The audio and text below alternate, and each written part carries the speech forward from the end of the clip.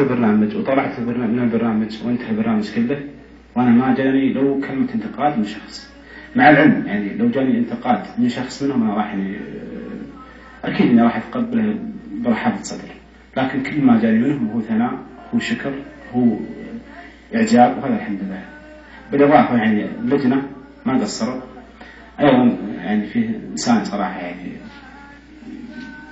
تكلم عني كلام كبير جدا انه هو علم سعودي، يعني اشاد فيه امتدحني، فانا من خلال يعني قناة المرقاب احب اوصل له يعني سلامي وامسي عليه بالخير وبيض الله وجهك، ووجه اللجنة كلهم ان شاء الله. مسد فيما لو قيمة المسابقة وعملت نسخة ثانية من هذه المسابقة، هل ستكون من ضمن الشعراء المشاركين فيه؟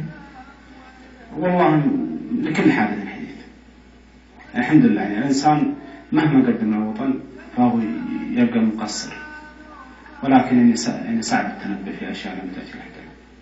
زيد الرضيان قال لكل حادث حديث، والمشعل فوازي قال لكل حادث حديث. الحمد لله صديق قال ان شاء الله. هل هذه موافقة منها مبدئية ولا رفض منكم مبدئي؟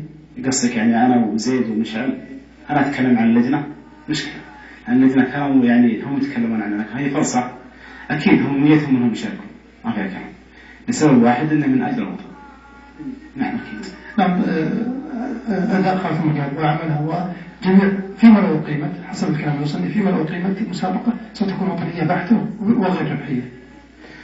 طبعا هذا هو يعني صراحه هو شعار النجاح من المسابقه، مسابقه من اجل الوطن، مسابقه من اجل رموز الوطن، مسابقه يعني شعريه يعني تماما بدون يعني دفع مادي، بدون تكلف، بدون شيء، الانسان ياتي بشعره فقط. اما يعني في مسابقات اخرى الانسان ياتي بالشعر وتلقاه يعني يوصي ناس، يمكن مشغول اكثر من الشعر لانه يقدم او انه يجمع او انه يوصي. الحمد لله هذا كله شيء.